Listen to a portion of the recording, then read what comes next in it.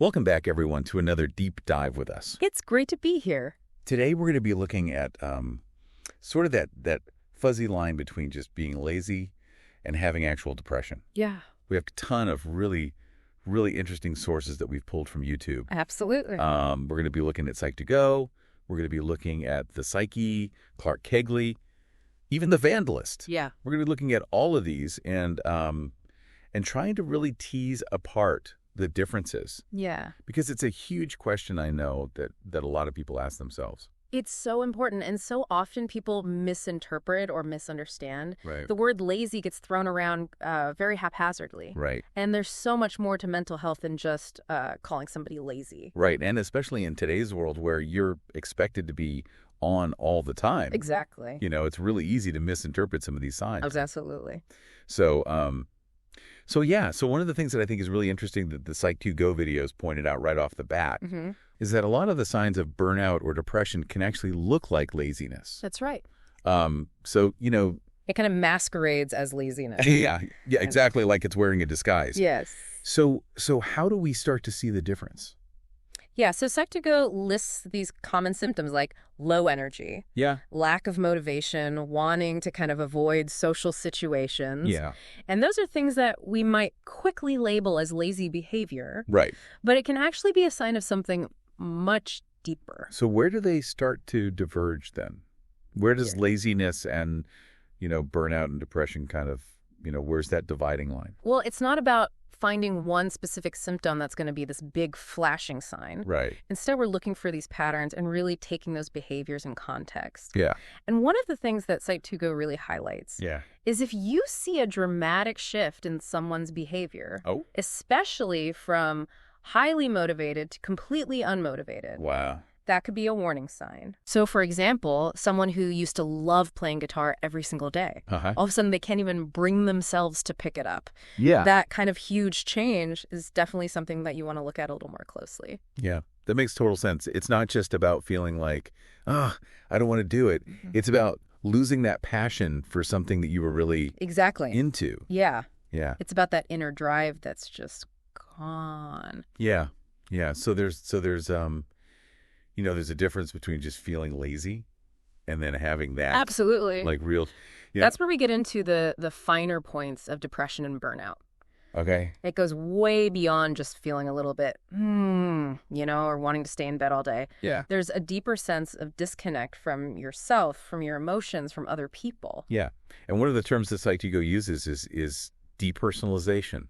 Yeah. And they describe that as this feeling of detachment, almost like you're watching yourself going through the motions of life. Exactly. Almost like an outsider. Yeah, like you're not. Just on autopilot, going through the motions, not really feeling connected or present to what you're doing. Yeah.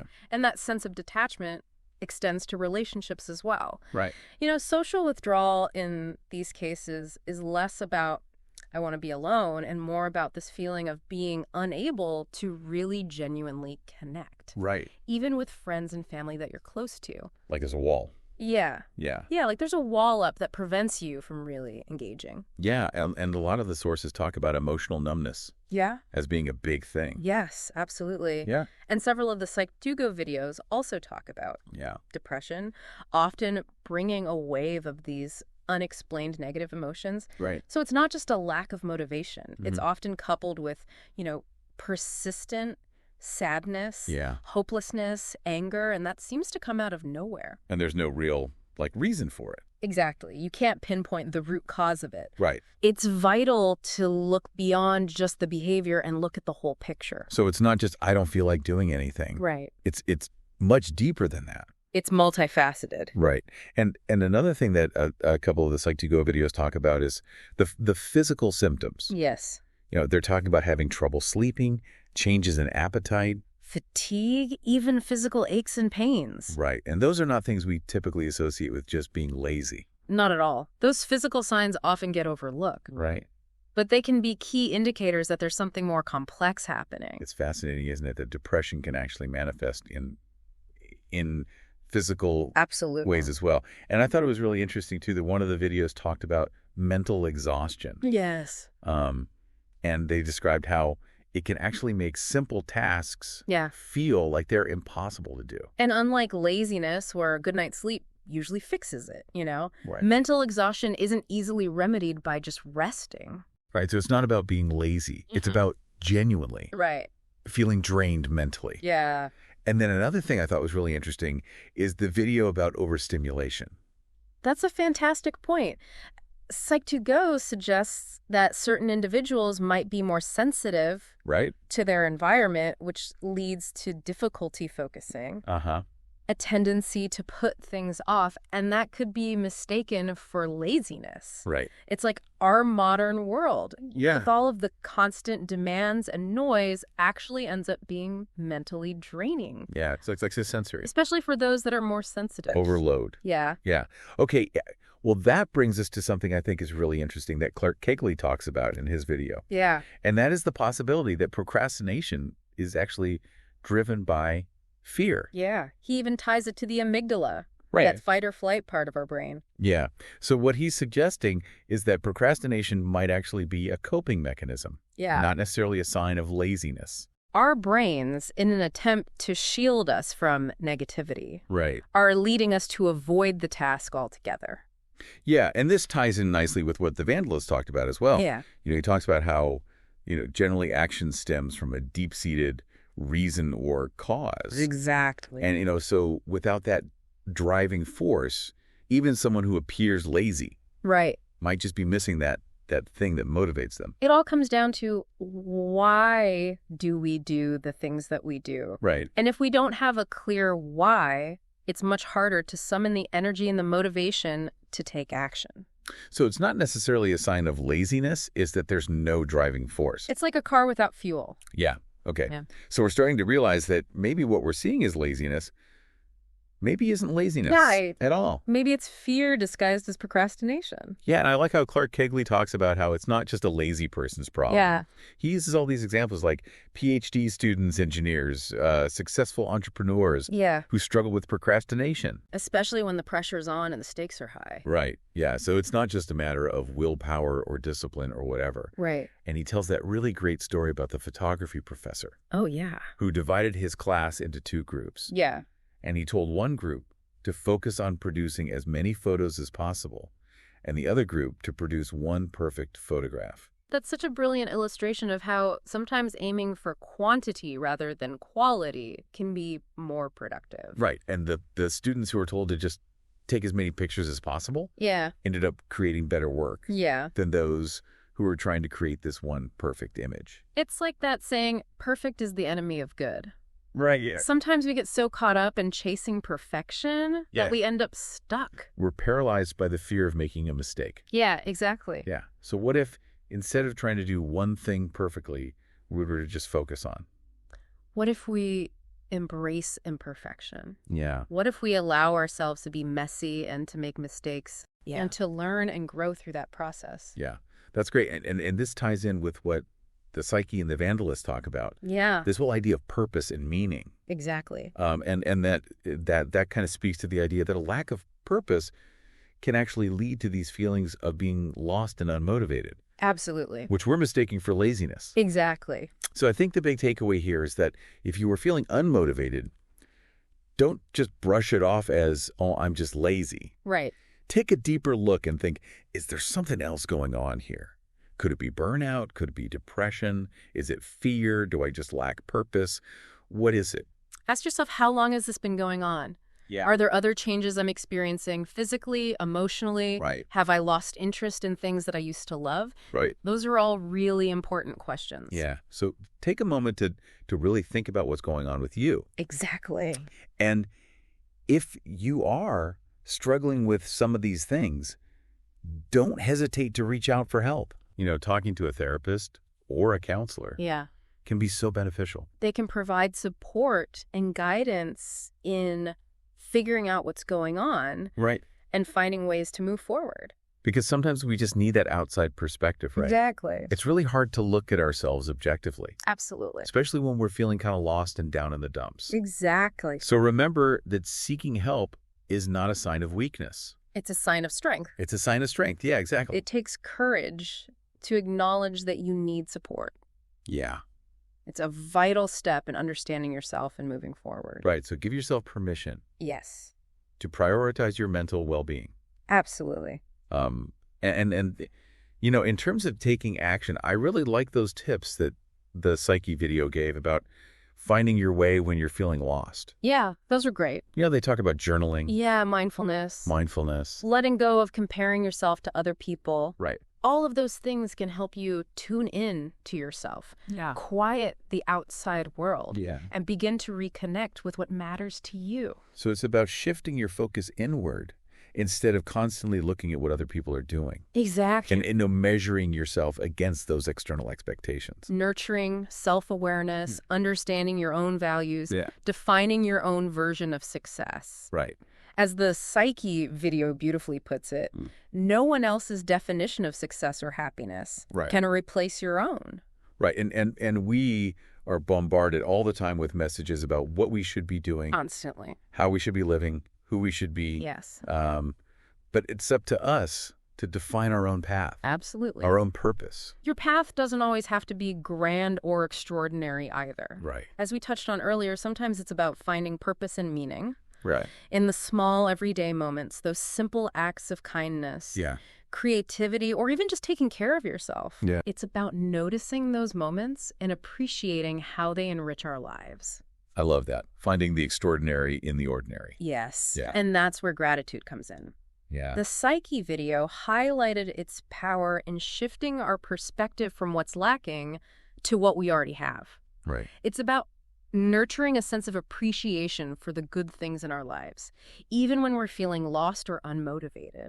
So instead of focusing on, woe is me, I haven't accomplished anything, Yeah. you focus on the good things that you have. Exactly. Whether it's your health, your relationships, or even just a beautiful sunset. Right. Those seemingly small moments of gratitude can have a ripple effect. Yeah. Creating a positive feedback loop that can help you feel more connected, more joyful. Right.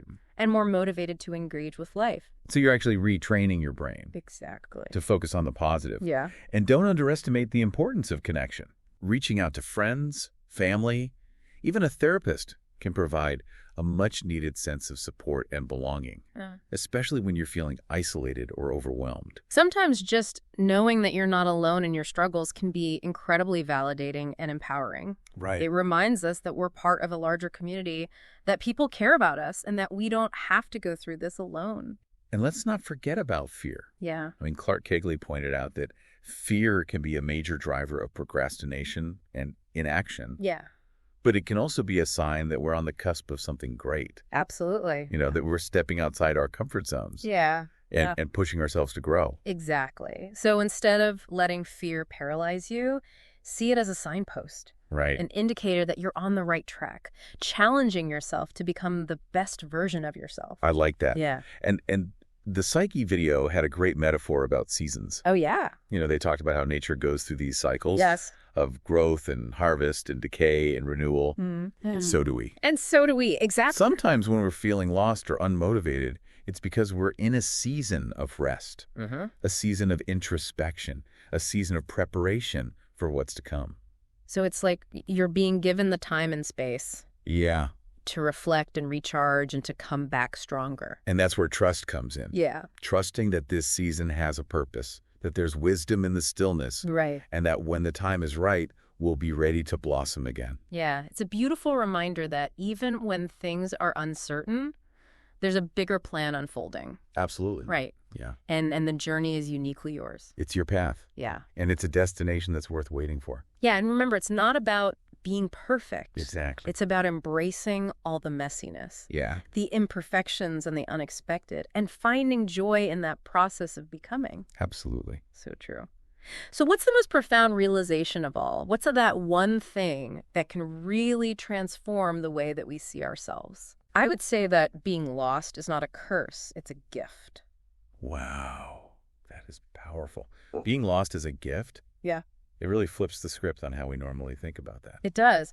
Being lost compels us to question things, to explore, to kind of reassess and ultimately redefine ourselves. Right. And it's in those moments of feeling disoriented that we have the chance to break free from those outdated patterns and limiting beliefs. Right. And all of those societal expectations that just don't serve us anymore. It's like we're handed a blank canvas. Yes. And we can create the life that we actually want. Absolutely. But this whole idea of being lost is a gift. How do we actually put that into practice? It's a great question. It's one thing to understand it intellectually, right, but quite another to embody it in our daily lives. Right. And I think one of the first steps is to cultivate curiosity about our own experiences. So instead of judging ourselves for feeling lost or unmotivated, we can approach those feelings with a gentle curiosity. Ask yourself, what is this experience trying to teach me? What wisdom is hidden within this feeling of being lost? So it's about shifting from self-criticism to self-inquiry. Exactly. Yeah. And as we explore those feelings, we might start to notice patterns. Maybe we feel most lost when we're comparing ourselves to other people, or when we're trying to live up to someone else's expectations of who we should be. Right. Or maybe we feel most lost when we're disconnected from our values, our own sense of purpose. So self-awareness is key. Yes. Pay attention to those triggers, those moments when that feeling of being lost kind of intensifies. Yeah. And as we become more aware of those triggers, we can start to make conscious choices. Okay. We can choose to step away from situations that drain us, relationships that are no longer serving us. Right. And we can choose to prioritize activities and connections that nourish our soul. So it's about setting boundaries. Yeah. It's about making choices that align with your values, creating a life that feels really authentic and fulfilling to you. Absolutely.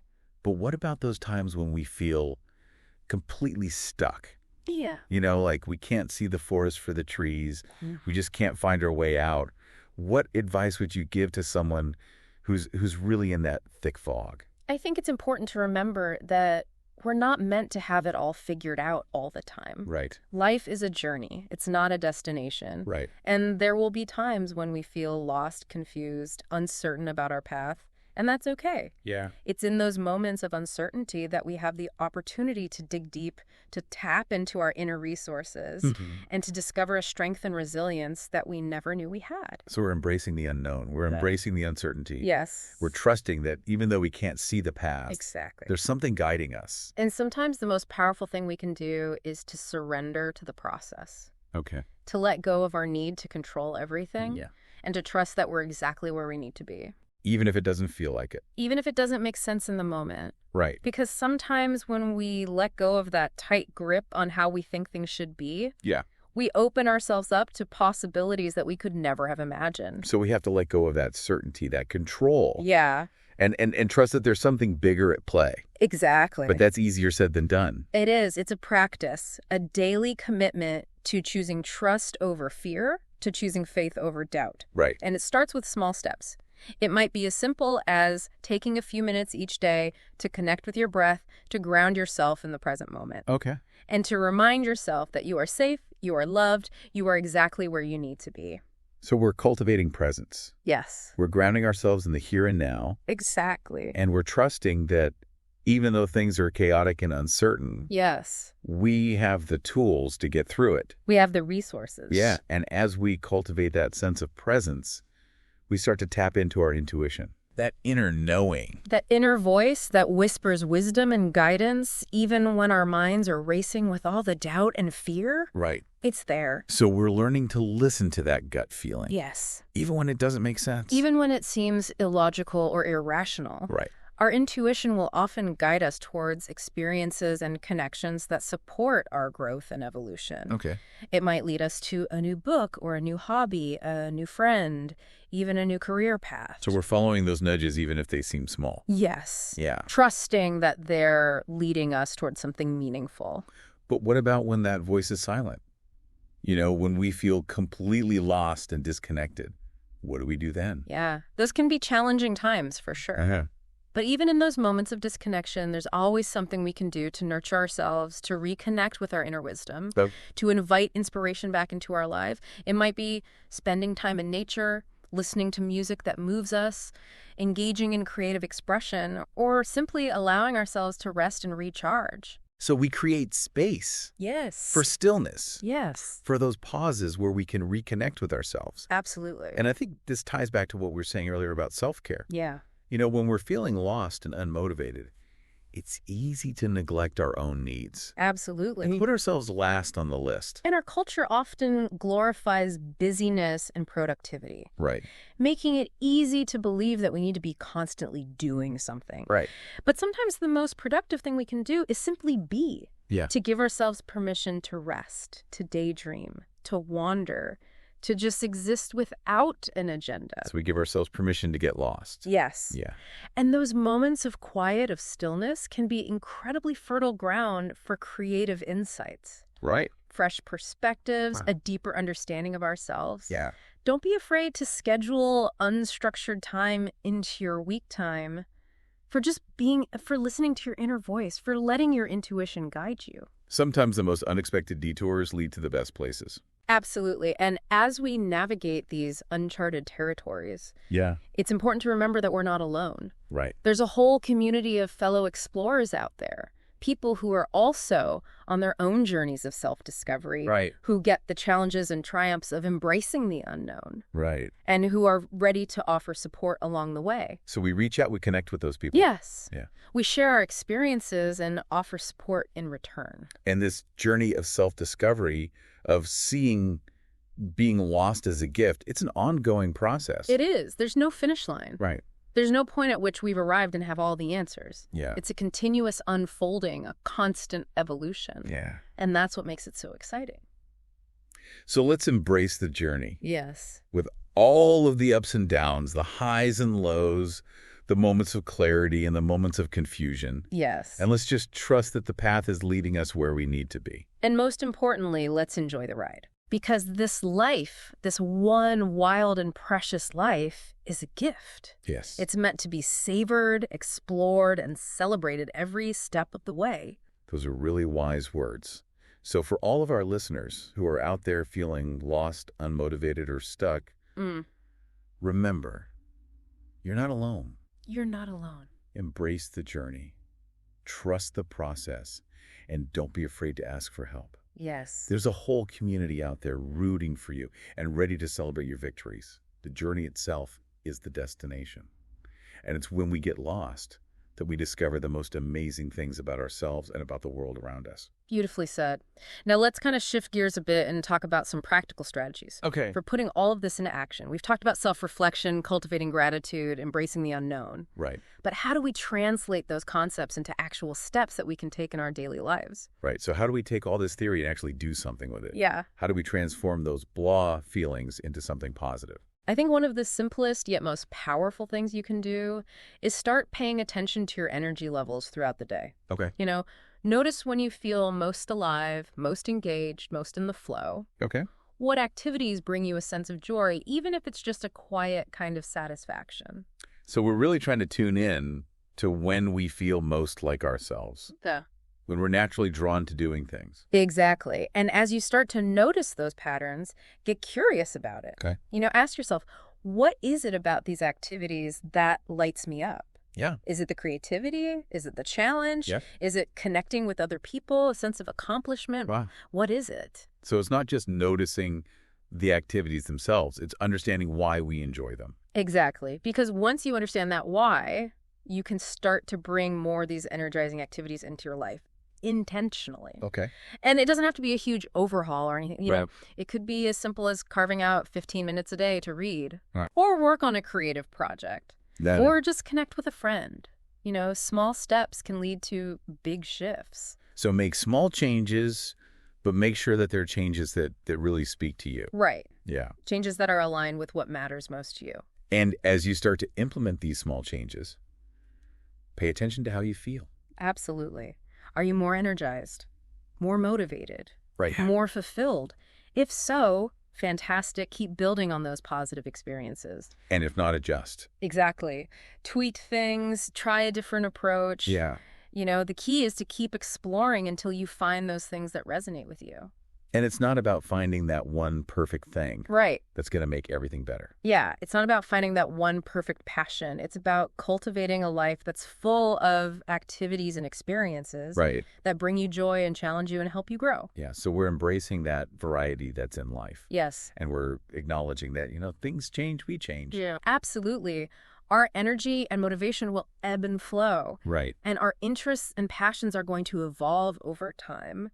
And as we embrace that journey of exploration and experimentation, it's crucial to be kind to ourselves along the way. There will be times when we feel lost and unmotivated, or like we're taking one step forward and 2 steps back. Right. That's okay. It's all part of the process. So we're treating ourselves with kindness and understanding? Absolutely. Like we would treat a friend. Exactly. Acknowledge your efforts, celebrate your wins, and allow yourself to rest and recharge when you need to. And speaking of rest, yes, we often forget how important that is. Our culture really does glorify busyness and productivity. Making us think that we need to constantly be doing something. Right. But sometimes the most productive thing we can do is simply be. To give ourselves permission to rest, to daydream, to wander, to just exist without an agenda. Those moments of quiet and stillness, they're actually really important. Yeah. They can be surprisingly fertile ground for creative insights. Fresh perspectives. A deeper understanding of ourselves. So don't be afraid to schedule in that unstructured time. Absolutely. Time for just being. Time for listening to that inner voice. Yes. Give ourselves permission to get lost and see what happens. And as we navigate those uncharted territories, it's vital to remember that we're not alone. Right. There's a whole community of fellow explorers out there, people who are also on their own journeys of self-discovery, who get the challenges and the triumphs of embracing the unknown, and who are ready to offer support along the way. So reach out to those people. Yes. Connect with those who inspire you. Share your experiences and offer support in return. Right. It's a two-way street. Absolutely. We're all in this together, and the journey is always richer when it's shared. And, this journey of self-discovery, this seeing being lost as a gift, it's not a one-time thing. Right. It's ongoing. There's no finish line. Right. There's no point where we've arrived and we have all the answers. Right. It's a continuous unfolding, a constant evolution. Yeah, and that's what makes it so great. And that's what makes it so exciting. Yeah, so let's embrace the journey with all the ups and downs. Let's be curious, let's be brave, and let's just trust that the path is leading us where we need to be. And most importantly, let's enjoy the ride. Yes. This life, this one wild and precious life, is a gift. Yes. And it's meant to be savored and explored and celebrated every step of the way. That is so well said. Right. So to all of our listeners who are out there and you're feeling lost, unmotivated, stuck, just remember that you're not alone. You are not alone. Embrace the journey. Trust the process. Don't be afraid to ask for help. Absolutely. There's a whole community out there that's ready to support you, to cheer you on, and celebrate your victories with you, no matter how big or small. And remember that the journey is the destination. And it's when we get lost that we discover the most amazing things about ourselves and about the world around us. Beautifully said. Thank you so much for joining us for another deep dive. We'll see you next time. See you then.